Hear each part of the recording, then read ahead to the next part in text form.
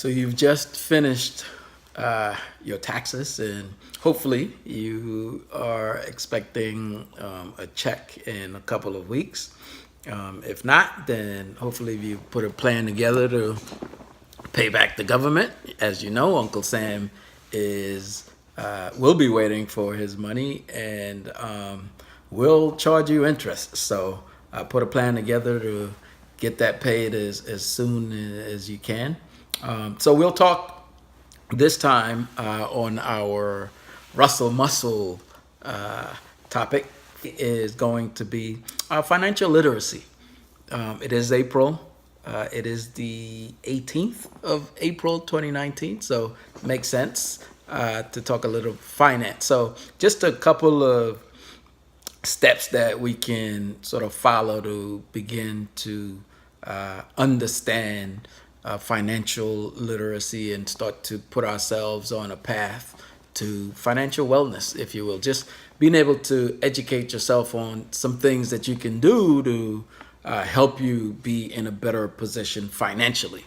And these things help you regardless of what your income size is in terms of how you go about understanding money, how to behave around money. In fact, the first thing I'll say is you got to commit to change.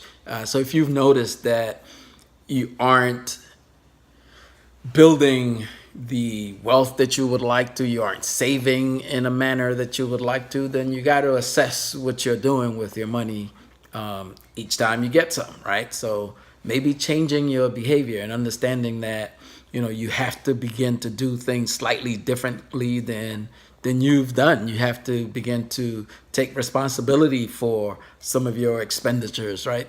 Which you could have done without, right? You could have done without buying, that bag, that shoe, that sneaker, that that suit, that dress, that handbag, that jewelry, that car.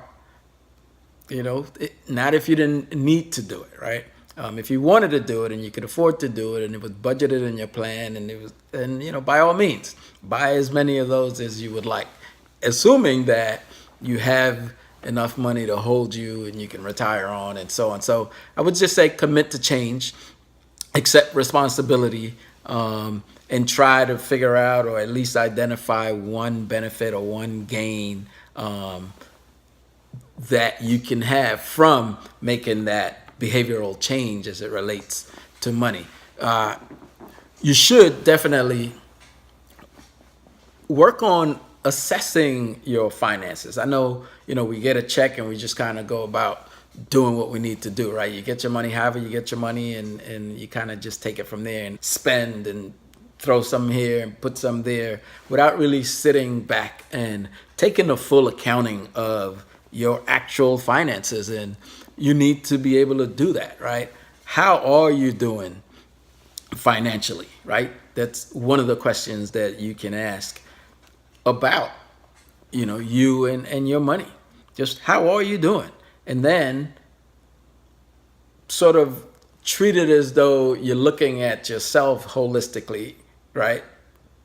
Treat it the same way. What are some areas that it's almost like you want to take a SWOT analysis of your money, right? Where can you make improvements? Where are you weak? Where are opportunities? What are your strengths? So you want to do the same thing as it relates to your finances. We also talk about setting yourself up for success. There are a number of ways in which you can do that. But you should be aware of your family's finances, right? If you and your significant other, what does your wife make? What does your husband make? And so on. Just try to assess, how you are so that then you can start to build on a successful financial path, right? Which sometimes it requires you to choose one person to sort of manage or assess the day-to-day financial tasks, right? Or the week-to-week or month-to-month, however you break it down. But that's something that you definitely want to work on. You've heard this before. You want to make sure that you keep an eye on your credit. And by the way, you can request a copy of a free copy at least once a year from the credit bureaus. So whether it be TransUnion or Equifax, you could just reach out and get your yearly copy and then comb through it.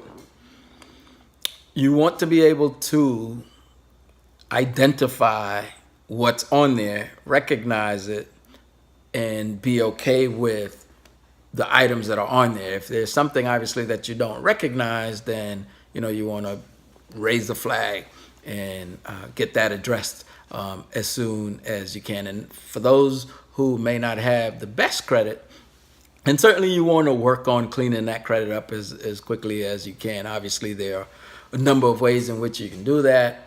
You could do it on your own, right? After you've looked at what's on there, then you can reach out to some of the creditors if you owe money and figure out if you can, work out settlements or just pay down on some of your debt. In fact, that is one of the suggestions, right? Just make sure that you pay down on your debt as well.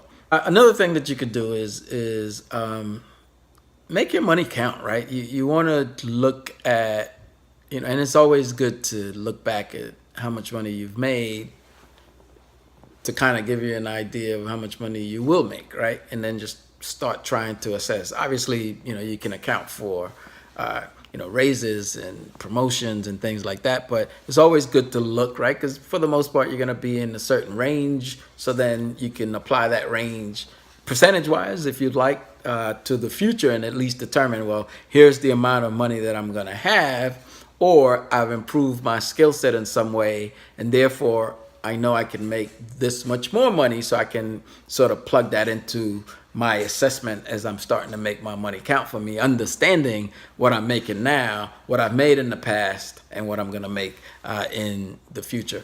We talked a little bit about debt. You want to definitely assess what your debt situation is. A lot of people talk about debt to income, and in fact, that's how many, lenders assess, your value as someone who is considering borrowing money, right? Or they're considering lending you money as well. How much money are you making? How much money do you owe? And what does that look like to them in terms of them lending you money? So if you have debt, again, I mentioned, try to pay down on that debt as fast as possible, right? Try to get that money down in a number of ways. One of the things you want to do is just set priorities. What should you be paying? And, you can do this. People do this with credit cards, right?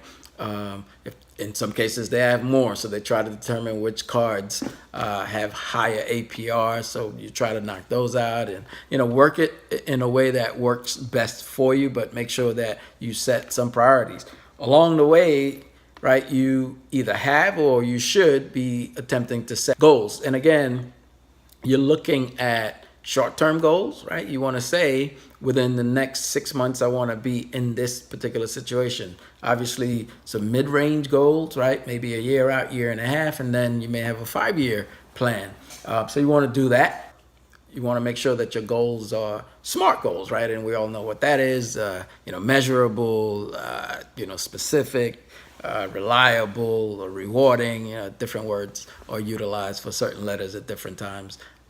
But make sure that you apply those concepts as well as you are working towards trying to pay down and then build on your finances and obviously be successful. So understanding this financial literacy should certainly put you in a position to succeed.